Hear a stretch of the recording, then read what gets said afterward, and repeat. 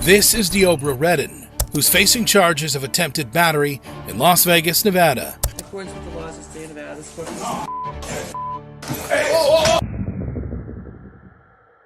The 30-year-old was arrested after he allegedly attacked his brother-in-law with a baseball bat. Redden pleaded guilty and faced a possible sentence of 1 to 4 years in prison. At his sentencing, Redden had a calm and matter-of-fact exchange with Judge Mary Kay Holthus. Based on my criminal history, I feel that I shouldn't be sent to prison for a second time. Have you looked at your criminal history? Have you looked at your criminal history? I've actually just I looked at it. I mean, you lived it, I suppose. I just looked at it, Yeah. Judge Holthus reminded Redden of his criminal history. 3 felonies, a gross, 9 misdemeanors, multiple DVs. Got a lot going on, sir. Battery on a protected person, robberies, attempt home invasion. Redden, who struggled with mental health issues like schizophrenia and bipolar disorder, tried to convince the judge that he deserved a second chance. Having a dictionary, understanding myself, getting to know myself a little better, and applying it to my personality, and having an epiphany at that moment, in those instances, and just trying to learn from my mistakes, I feel like I shouldn't be sent to prison, but if it's appropriate for you, then you have to do what you have to do. But I figured that, if I'm in a better place in my life, I'm not doing drugs, I'm not out there committing crimes now, and I feel like I should be given a shot because I'm in a better place than I was. But Judge Holthus was having none of it. I appreciate that, but I think it's time that he gets a taste of something else because I just can't with that history. This is when the defendant went nuts. In accordance with the laws of the state of Nevada, this court...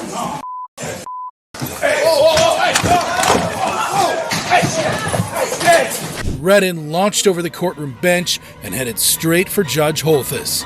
Eventually, deputies were able to restrain him.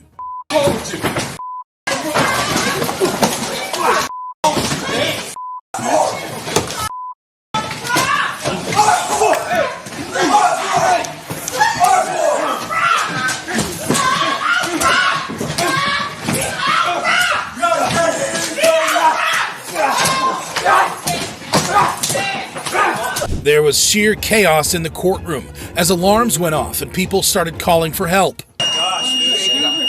This fucking skin's hanging. Oh, come on, buddy. Call 911. That's affirmative. Medical is requested. Judge's chambers. Yeah, be advised. 515's got a big laceration to his head. Judge hit her head into the wall, and I got an inmate that's bleeding up here. There's going to be a positive transport to UMC for the marshal. Be advised. I'm also going to need a biohazard cleanup for a lot of blood on the floor. Thankfully, Judge Holthus wasn't seriously injured. Later, it was revealed that Redden had punched her several times and pulled out parts of her hair.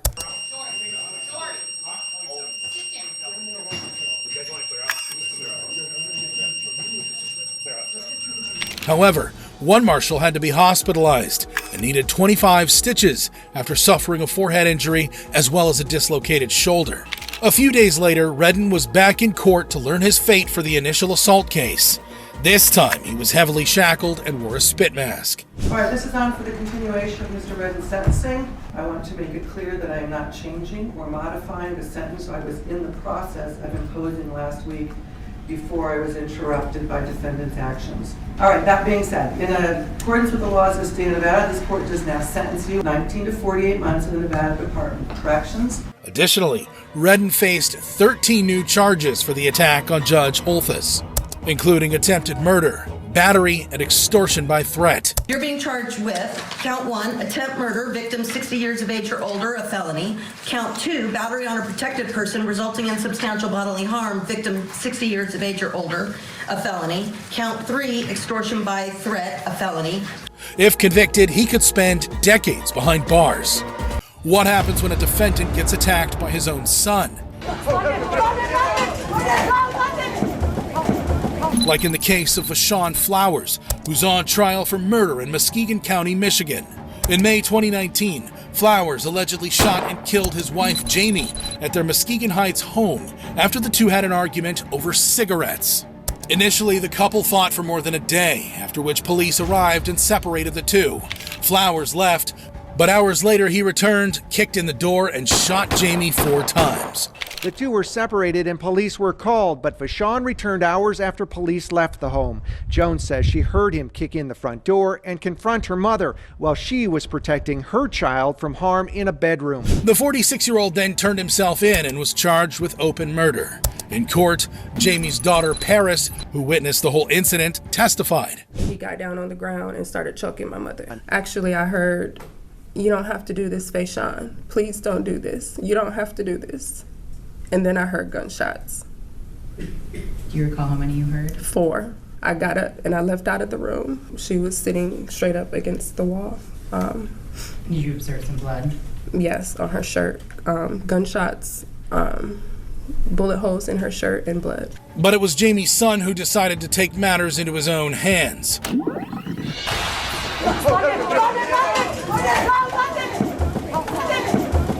During a hearing, 21-year-old London Jones was seated in the gallery with the rest of his siblings, his mother's killer.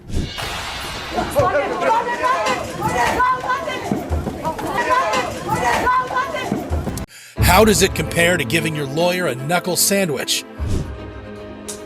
Like in the case of Christopher Teal, who's at the King County Courtroom in Seattle, Washington, facing sexual assault charges.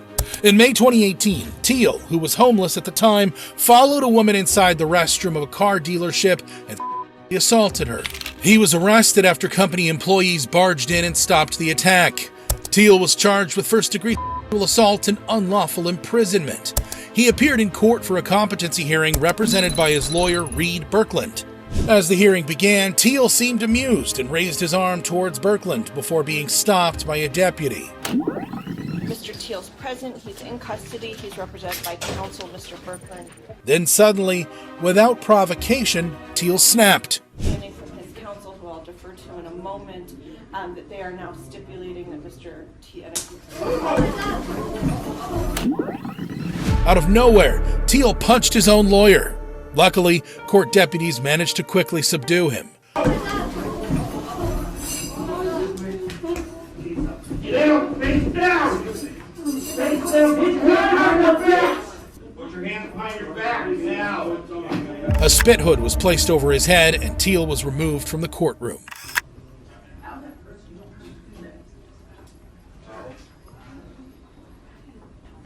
The next time Teal appeared in court, the deputies ensured he wouldn't be punching anyone. New counsel has been appointed since the last hearing. Eventually, Teal was sentenced to 8.5 years in prison for his original charges. What happens when a defendant attacks her own lawyer?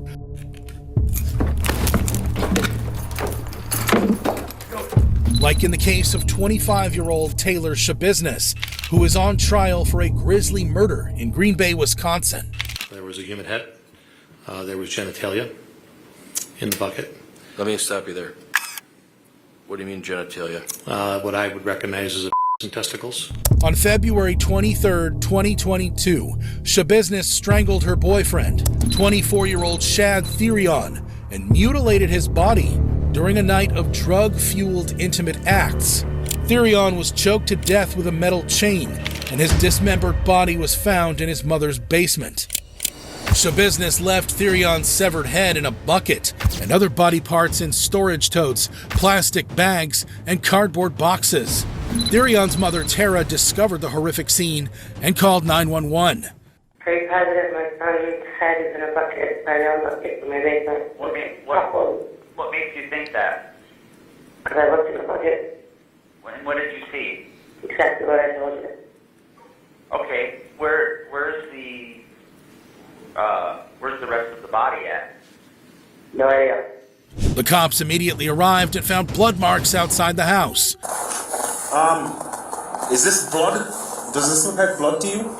Once inside, they discovered the full extent of the crime. I had Officer Plunky come downstairs and just verify we had in fact found a human head in the bucket, and then we started to notify a supervisor and then ask for additional units. Shabiznes was swiftly arrested. Hi, Taylor. How's it going? Officer Russell with the Green Bay Police Department. Just make sure you ain't got nothing on you here. With Taylor.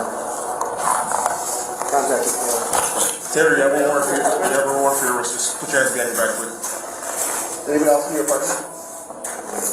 You got blood on your hands here, too. During interrogation, Shabiznis explained what exactly happened that night.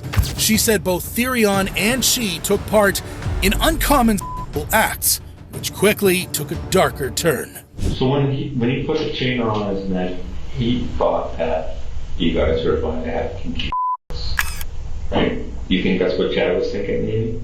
Yeah. What were you thinking? I was going to do the same thing. You know, I was going in, and I did. And I went in. But then he was like, choke me. But he didn't really say it, so I'm like, he put it on his neck. I already know I'm going to choke him. And I did.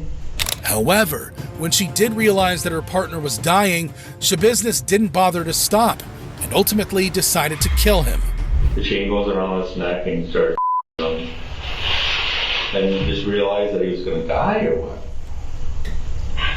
I'm just like, I think I went a little too far, because I was blacking out while I was doing it, right? And then and then I look at him, I'm like, very purple, I'm like, fuck, I'm like, I don't know if he's fucking, is he good? But then when I woke up, I'm like, he was coughing up. Shabiznis also admitted that even though she didn't want to kill Therion, she ended up enjoying it. You also said that you enjoyed it, right? And I enjoyed it. Oh yeah. Alright. After killing Therion, Shabiznis assaulted his dead body for the next 2 to 3 hours. I grinded on him, I put the in his You grinded on? Yeah, I listened. Did you ever put his in your Okay, you just grind on him? She then proceeded to dismember Therion's body using knives from his mother's kitchen. How did you dismember his Knives. With what? Knives. Knives? Just more than one knife? About 4. Where did you get those from? Kitchen. But when did you start, cutting his body? Wow, almost right away. I was and at the same time. So basically his head's here and the bucket's right here. Yeah, and then from there, I started this. You cut it off? Yeah. Finally, she disposed of the body parts in her van, but became lazy and left the decapitated head in a bucket. Well, what did you do with the body? Basement, upstairs, downstairs? Absolutely in the basement. I was gonna bring them with them. And then I know I forgot the head. I wanted the head. I got lazy. Okay. I got lazy, and that's what I did. Shabiznis was charged with first-degree intentional homicide, mutilation of a corpse, and third-degree sexual assault. At her trial, investigators described the horrific crime scene. There was a human head. There was genitalia in the bucket. Let me stop you there. What do you mean genitalia? What I would recognize as testicles.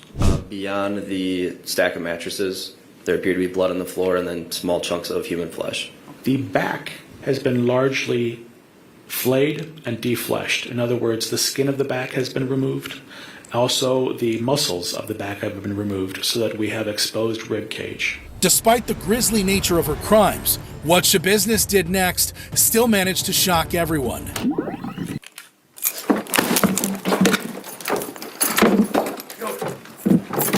Stop it. In a fit of rage, Shabiznis attacked her own lawyer in court. It finally took 2 officers to subdue her. You went off on your attorney, Taylor. You went crazy on your attorney. Due to her aggressive behavior in courtroom antics, Shabiznis was forced to wear a spit mask and shackles. After a short trial and just 50 minutes of deliberation, the jurors reached a verdict.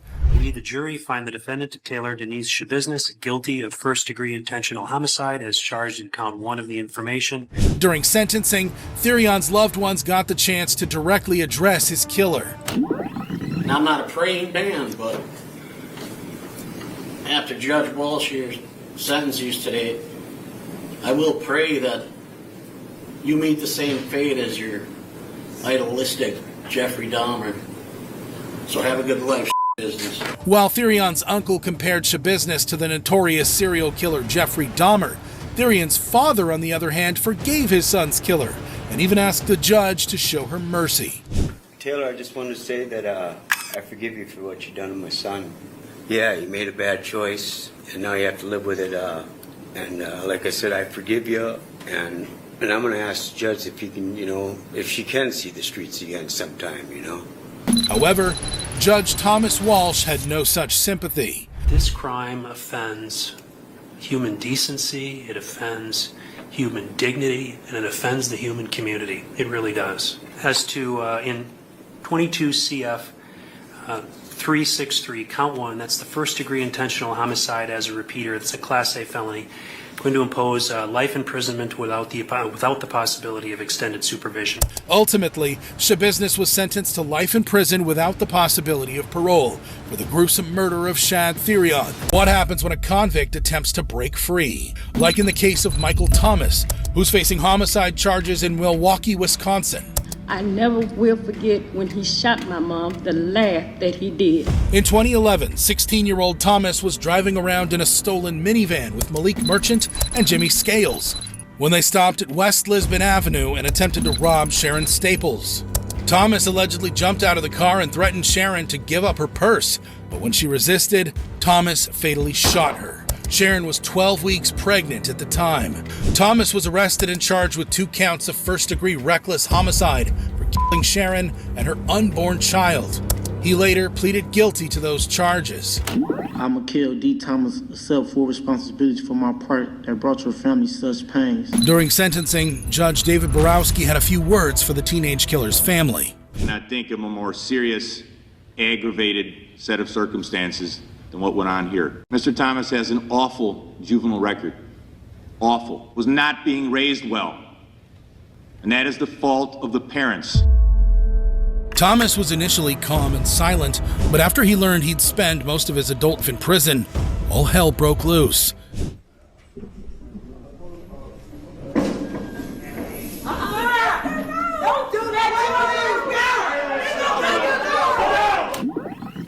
Thomas looked towards his family and attempted to move towards them. This prompted court deputies to tackle him to the ground, causing an outburst among those sitting in the gallery.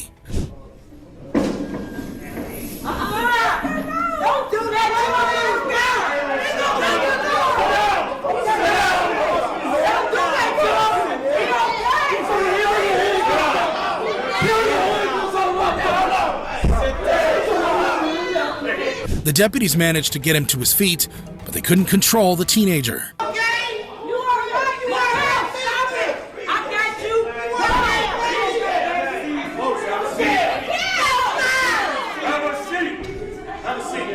Finally, Thomas was restrained and removed from the courtroom.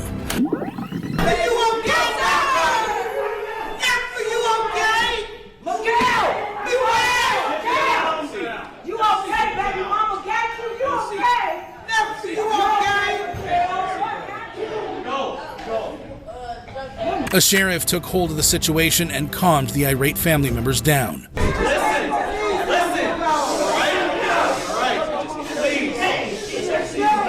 No good is going to be done by this courtroom being disrupted, okay? What's going to happen is we are going to allow the other people that were in this courtroom to leave, okay? Eventually, the crowd started leaving.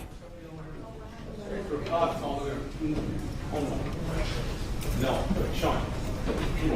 A deputy asked a guy named Chuck to wait, but Chuck was having none of it. Just wait, okay? We're going to let everybody else. Come on, I'm right there. Come on, every time I fucking little brother, leave it alone.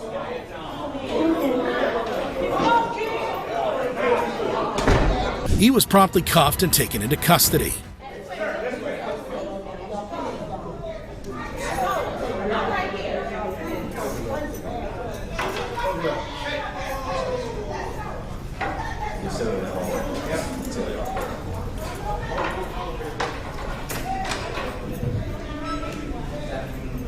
Ultimately, Michael Thomas was sent to 35 years in prison with 10 years of extended supervision. As for Malik Merchant, who police said acted as a lookout, he was sentenced to 17 years in prison. The getaway driver, Jimmy Scales, was sentenced to 25 years in prison.